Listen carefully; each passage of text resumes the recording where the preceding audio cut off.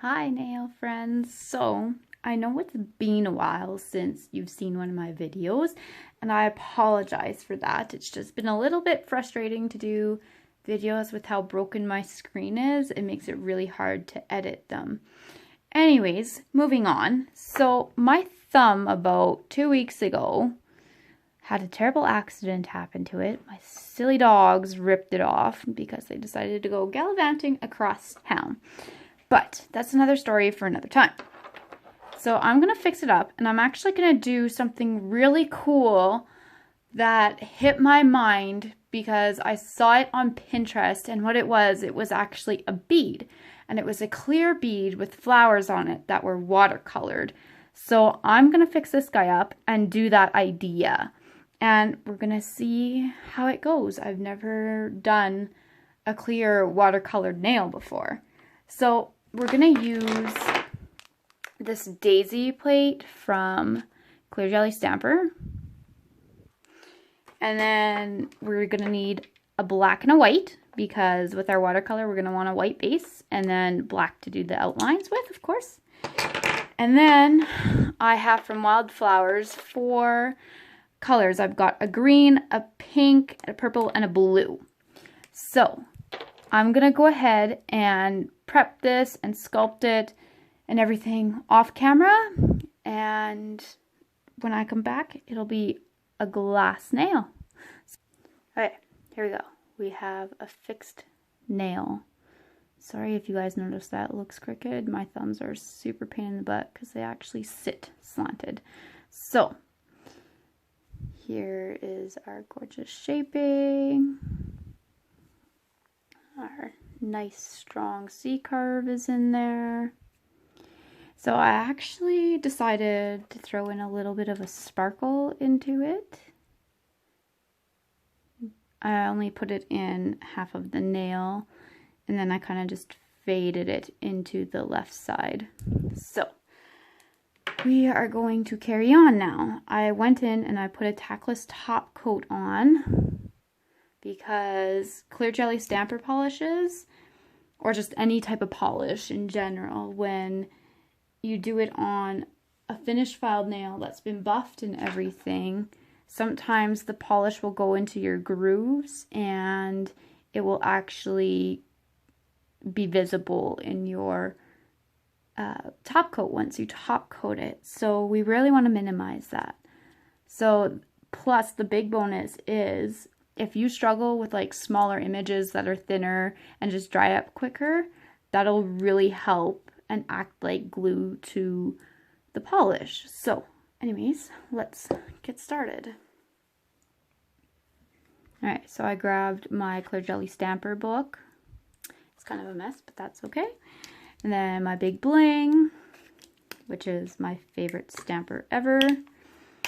And a scrapping plate, and then in this bottle I have the Clear Jelly Stamping Plate Cleaner. And then just some cotton wipes. So I'm going to use these daisies and I'm going to place them here. And then I kind of want to take this bigger one and place it here.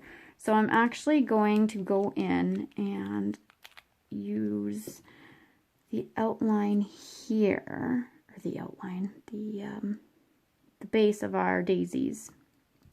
Okay, so what I like to do is I always like to have a stamping pad with a pump of the plate cleanser in it, just to make sure my scrapers and stuff wipe off clean when I'm ready to stamp again. So I always keep my stamper on hand. So I'm sorry guys, I'm actually ambidextrous, so this might look a little confusing to you, but here is how I stamp. So at a 45-degree angle, lightly scraping, and then we're going to pick that up, and then I'm just going to flip this over and clean up anything that I have there, and I'm going to turn this around because I want it to complement this area and cover all my bruising and stuff, because on this side I do actually have some bruise slivers here from when the dog ripped my nail off. So I'm going to go ahead and clean that. I'm going to grab another wipe just to clean up my plate here because I'm going to need this big daisy. And I'm gonna go in.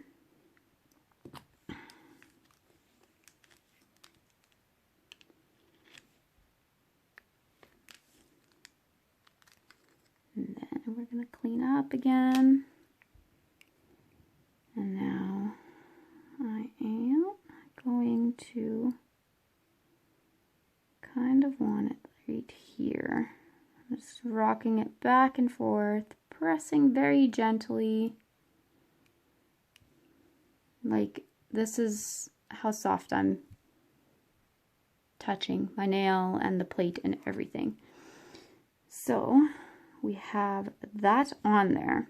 Okay, now we have some leaves over here, and I'm actually going to put some of those in because floral always looks nice with a touch of green. Okay, we're gonna clean our stamper again.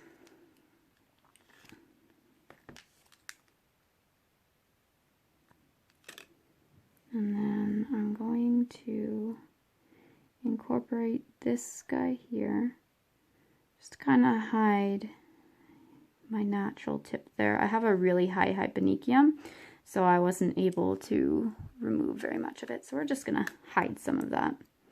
All right, we're gonna in here to this little cluster. If I could stop shaking would be fantastic. There, and it's just enough to give a really nice leafy floral look. Okay, so carrying on, I'm gonna close these up because I'm very accident prone, as I did just spill my white stamping polish everywhere. I'm gonna close that up too. All right, now, fun part.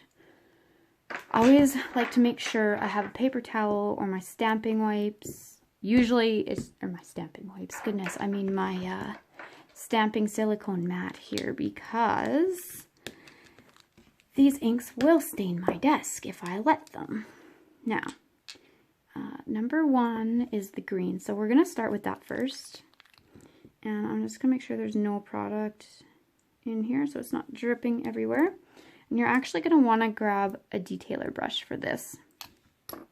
Alright. Very carefully, I'm going to get my detailer brush soaked in some of this alcohol. And I'm just gently going in and adding color where I want color. Blue and purple to go through. Now, with a bigger image like this, it is going to be totally fine to use your brush that this comes with, because we're not so worried too much about our control. So I'm just brushing this on to start. And I'm just going to angle it to the narrow side, just to kind of get up into these petals a little bit easier. Okay, so now we gotta think of where our center is going to be, and I kind of just want to make it look a little bit more watercolored.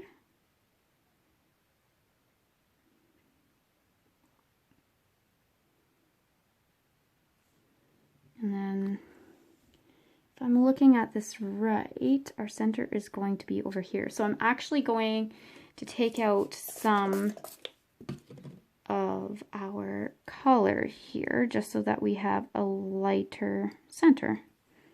I'm just dabbing it out. See, now it's really light there. Okay, so we used up the pink, and I kind of want these other guys to just be purple and blue, just because there's a lot of pink going on there.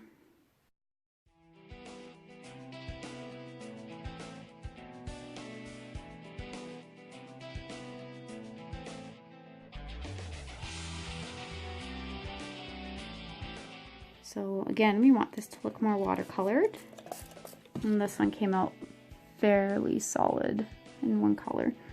So I know that my pollen center thingy is about here. So I'm just taking away with some alcohol. And then I'm just spreading some more color up into these other petals using alcohol, just so that they aren't stark white, because that's not really the look I'm going too much for.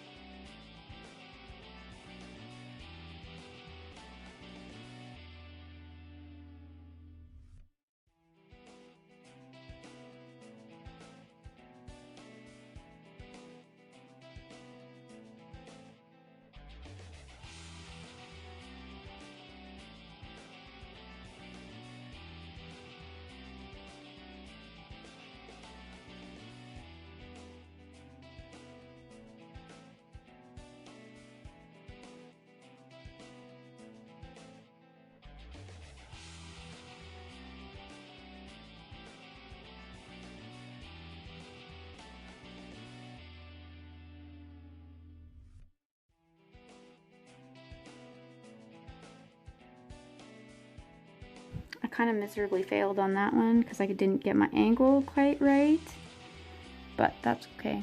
It's kind of difficult to do on myself.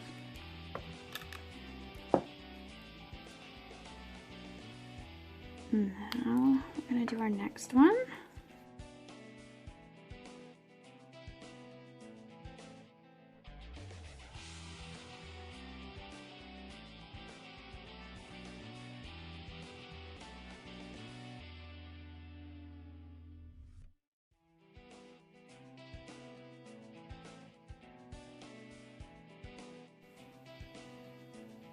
Okay, so there we have it.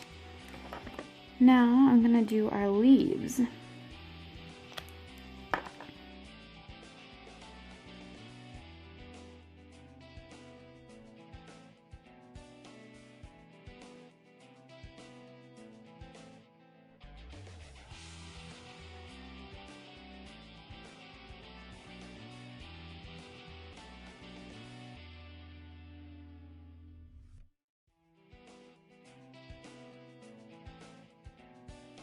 Okay, so here it is. I cleaned up the black polish mess and I wiped off our inhibition layer. So I'm sure if I wasn't doing this on my left hand, it would have turned out a lot better with lining up the images, because I usually don't have an issue lining up my images. Anyways, so this is super neat. I hope you guys enjoyed this tutorial today.